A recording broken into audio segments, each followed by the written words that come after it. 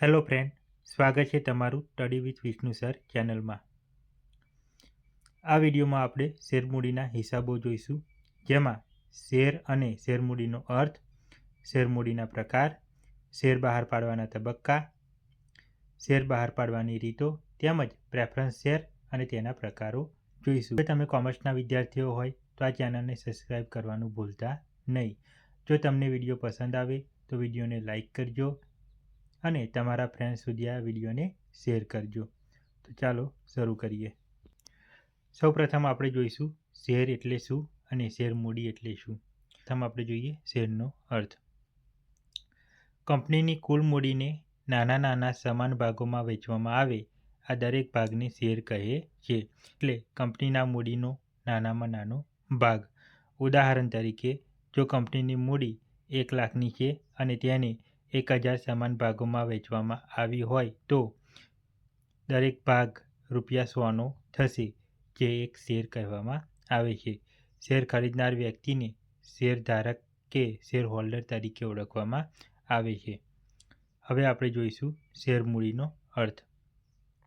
કંપનીએ શેર બહાર પાડીને જે મૂડી એકઠી કરી હોય તેને શેર મૂડી કહે છે. એટલે કે શેર ગુણ્યા શેરની કિંમત બરાબર શેર મૂડી. ઉદાહરણ તરીકે 1000 શેર ₹100 લેખે બહાર પાડવામાં આવે તો 1 લાખ રૂપિયા એ શેર મૂડી તરીકે ઓળખવામાં આવે છે. એક વાક્યમાં આપણે જો કહીએ તો શેર એટલે મૂડીનો એક નાનો ભાગ અને શેર મૂડી એટલે તમામ શેરોની કુલ કિંમત. હવે આપણે શેરના પ્રકાર જોઈશું. શેરના મુખ્યત્વે 2 પ્રકાર છે, ઇક્વિટી શેર અને બીજું છે પ્રેફરન્સ શેર.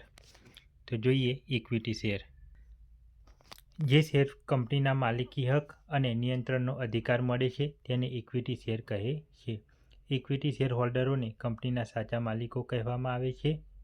ઇક્વિટી શેરના લક્ષણો જોઈએ તો ડિવિડન્ડનો દર નિશ્ચિત હોતો નથી, કંપનીના સભામાં મત આપવાનો હક મળે છે, નફામાં વધુ લાભ મળે છે અને નુકસાનનું જોખમ પણ વધારે હોય છે. તેમજ કંપની બંધ થાય ત્યારે સૌથી છેલ્લે ચૂકવણી ઇક્વિટી શેર હોલ્ડરોને કરવામાં આવતી હોય છે. બીજું છે પ્રેફરન્સ શેર. પ્રેફરન્સ શેરના મુખ્યત્વે 4 પ્રકાર છે. એક, ડિવિડન્ડની ચૂકવણીને આધારે, ક્યુમ્યુલેટિવ અને નોન ક્યુમ્યુલેટિવ. બીજું, પરત કરવાની દ્રષ્ટિએ, રિડીમેબલ અને ઇરિડીમેબલ. ત્રીજું, નફાના ભાગને આધારે, પાર્ટિસિપેટિંગ અને નોન પાર્ટિસિપેટિંગ. અને ચોથું, રૂપાંતરની દ્રષ્ટિએ, કન્વર્ટેબલ અને નોન કન્વર્ટેબલ. આની વિગતે માહિતી આપણે જોઈશું.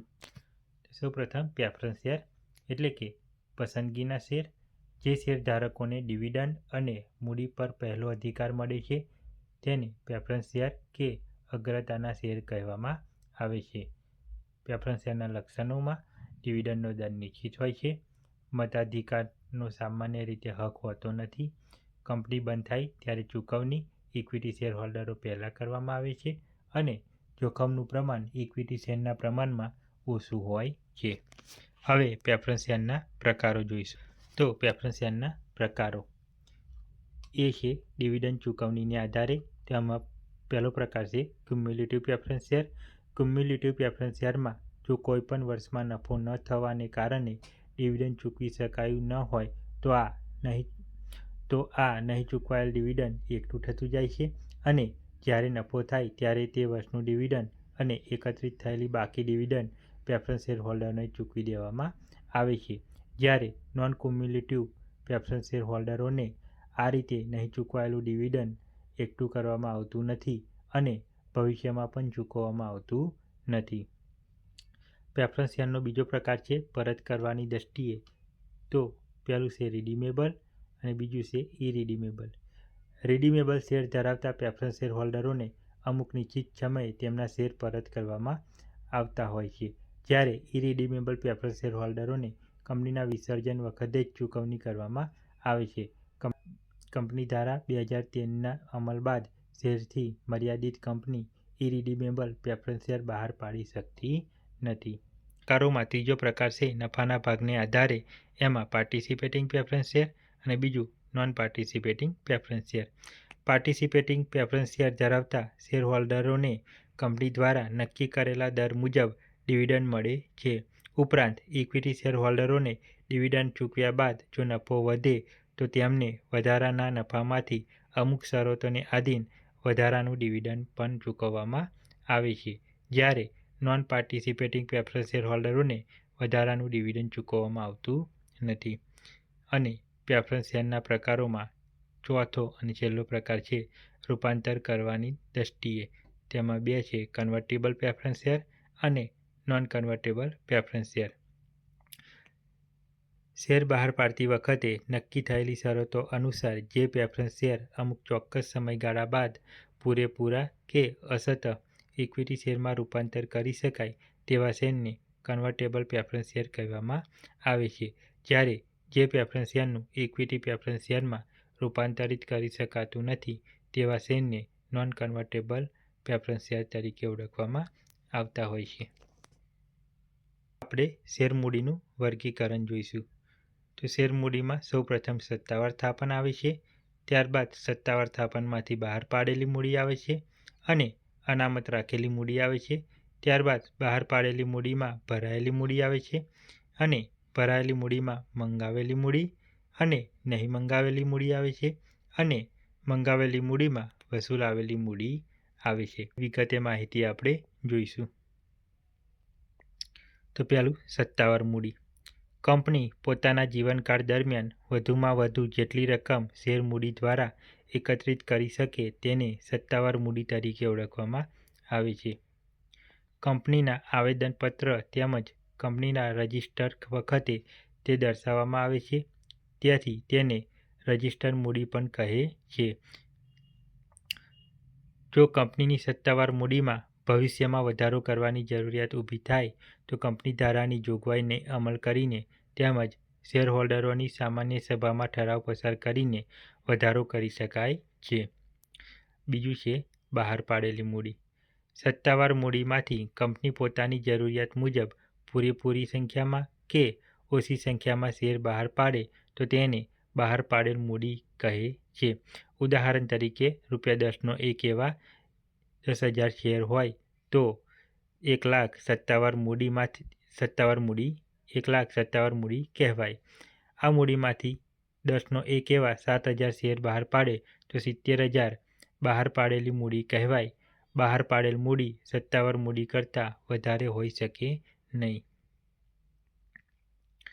ત્રીજું છે ભરાયેલી મૂડી. બહાર પાડેલ મૂડીમાંથી જેટલી કિંમતના શેર માટે અરજી આવે તેને ભરાયેલી મૂડી કહેવામાં આવે છે. ભરાયેલી શેર મૂડી બહાર પાડેલા શેર મૂડી જેટલી અથવા તેનાથી ઓછી પણ હોઈ શકે છે.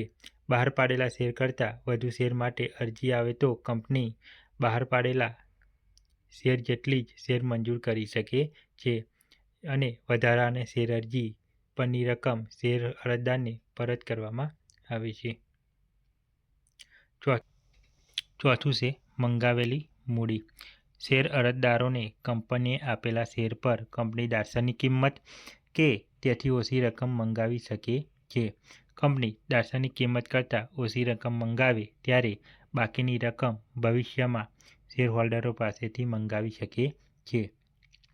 આ રીતે શેર પર મંગાવેલી રકમને મંગાવેલી શેર મૂડી કહેવામાં આવે છે. ઉદાહરણ તરીકે 7,000 શેર પર 8 લેખે એટલે કે મંગાવવામાં આવે તો 56,000ને મંગાવેલી મૂડી કહેવામાં આવે છે. પાંચમું છે નહીં મંગાવેલ મૂડી. કંપનીના સંચાલકો દ્વારા જે મૂડી હજુ સુધી શેરહોલ્ડર પાસેથી મંગાવેલ નથી તેને નહીં મંગાવેલ મૂડી કહેવામાં આવે છે. ભરાયેલી મૂડી અને મંગાવેલી મૂડી વચ્ચેના તફાવત એટલે નહીં મંગાવેલ મૂડી.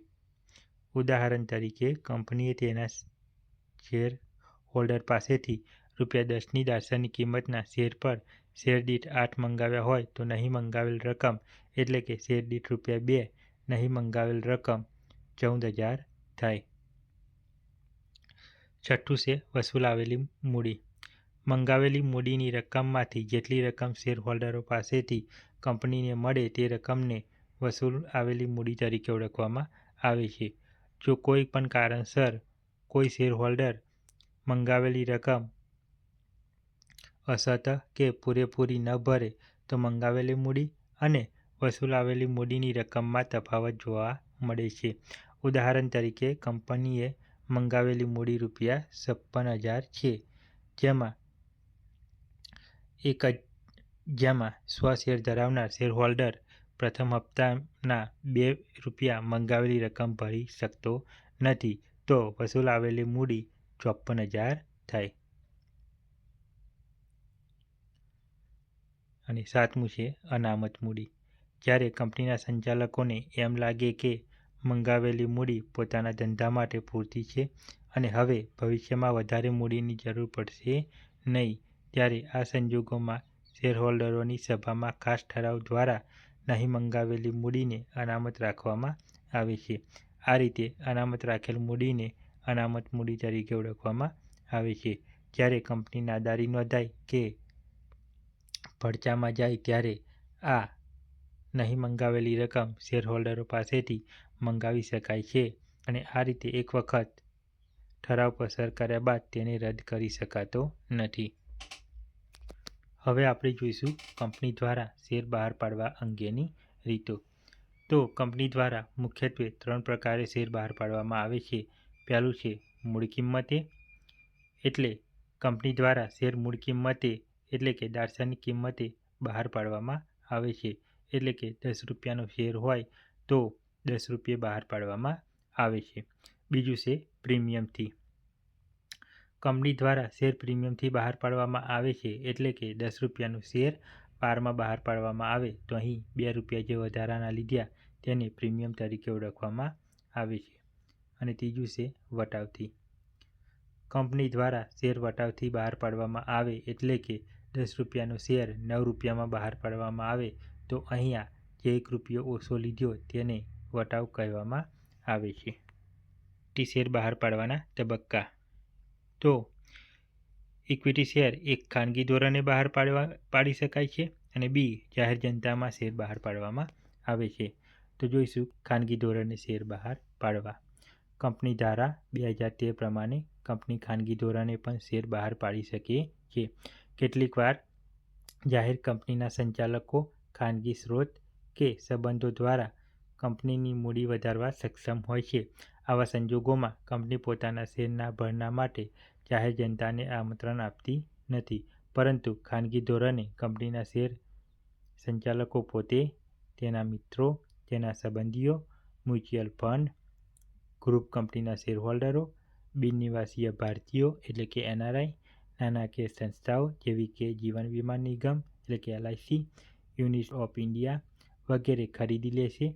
શેર જાહેર જનતામાં બહાર પાડવામાં આવતા નથી, એટલે કંપનીએ વિજ્ઞાપન પત્ર બહાર પાડવામાં આવતું નથી, પરંતુ વિજ્ઞાપન પત્ર બહાર પાડવાની જગ્યાએ સંચાલકો એક ડ્રાફ્ટ કે નિવેદન તૈયાર કરે છે, જેને વિજ્ઞાપન પત્ર બદલે નિવેદન તરીકે ઓળખવામાં આવે છે, જેમાં પ્રથમ મંજૂરીના ઓછામાં ઓછા 3 દિવસ પહેલાં કંપનીના રજિસ્ટ્રારને મોકલવાનું રહેશે. ખાનગી ધોરણે બહાર પાડેલ શેર ધારણ કરનાર શેર હોલ્ડર શેર મંજૂર કરેલ તારીખથી નિર્ધારિત સમય સુધી આ શેર વેચી શકતો નથી, જેને લોક-ઇન પીરિયડ તરીકે ઓળખવામાં આવે છે. અને બીજું છે જાહેર જનતામાં શેર બહાર પાડવા. જ્યારે જાહેર જનતામાંથી શેર મૂડી એકઠી કરવામાં આવે ત્યારે સૌપ્રથમ જાહેર જનતામાં શેર બહાર પાડવા માટે સેબીની પરવાનગી લેવી પડે છે અને ત્યારબાદ જાહેર જનતાને આમંત્રણ આપતું વિજ્ઞાપન પત્ર બહાર પાડવું પડે છે. વિજ્ઞાપન પત્ર બહાર પાડ્યા બાદ શેર અરજીઓ મંગાવવામાં આવે છે અને શેર અરજીના નાણાં જમા કરવા એક શિડ્યુલ બેંકમાં ખાતું ખોલાવવું પડે છે. ત્યારબાદ જેમના શેર મંજૂર થયા છે તેમને મંજૂરી પત્ર લખવામાં આવે છે અને જેમના શેર નામંજૂર થયા છે તેમની દિલગીરી પત્ર લખવામાં આવે છે અને અરજી સાથે આવેલી રકમ પણ પરત કરવામાં આવે છે. હવે આપણે જોઈશું જાહેર જનતામાં શેર બહાર પાડવાના તબક્કા. તો સૌપ્રથમ જાહેર જનતામાં શેર બહાર પાડવા માટે સેબીની મંજૂરી લેવી પડે છે. સેબીને એક દરખાસ્ત મોકલવાની હોય છે, જેમાં કેટલા શેર બહાર પાડવા માગે છે, કયા પ્રકારના શેર બહાર પાડવા માગે છે, શેર દીઠ કિંમત કેટલી રહેશે વગેરે વિગતો દર્શાવવાની હોય છે. આ ઉપરાંત શેરની પૂરેપૂરી રકમ અરજી વખતે કે હપ્તા દ્વારા ઉઘરાવવાની છે તે પણ વિગત સેબીને જે દરખાસ્ત મોકલવાની હોય તેમાં દર્શાવવાની હોય છે. ત્યારબાદ બીજો તબક્કો છે વિજ્ઞાપન પત્ર બહાર પાડવું. સેબીની મંજૂરી લીધા બાદ જાહેર જનતાને આમંત્રણ આપવા માટે વિજ્ઞાપન પત્ર બહાર પાડવામાં આવે છે. શેરના જાહેર ભરણા અંગે જરૂરી કાર્યવાહી પૂર્ણ થયા બાદ કંપનીના વિજ્ઞાપન પત્ર બહાર પાડીને જાહેર જનતાને તેના શેર ખરીદવા આમંત્રણ આપે છે. કંપની વર્તમાનપત્ર દ્વારા, ટીવી દ્વારા કે ન્યૂઝપેપર દ્વારા કે જાહેરાતના બોર્ડ દ્વારા લોકો સુધી કંપનીની વિગતો તેમજ શેરભરણા અંગેની વિગતો જણાવે છે. વિજ્ઞાપન પત્રમાં કંપનીની રજિસ્ટર ઓફિસનું નામ અને સરનામું, સંચાલકોના નામ અને સરનામા, કંપનીનો હેતુ, કંપનીમાં રહેલું જોખમ, સેબી તરફથી મળેલ સંમતિ, કંપનીની સત્તાવાર અને બહાર પાડેલ શેરમૂડી અંગે શેર ઇસ્યુ થવાની તેમજ બંધ થવાની તારીખ, મધ્યસ્થ બેંકનું નામ અને સરનામું, કંપનીના પાછલા વર્ષની તેમજ ભવિષ્યના કામકાજ અંગેની રૂપરેખા વગેરે બાબતો વિજ્ઞાપન પત્રમાં દર્શાવવામાં આવે છે. ત્યારબાદ ત્રીજો તબક્કો છે શેર અરજી સ્વીકારવી.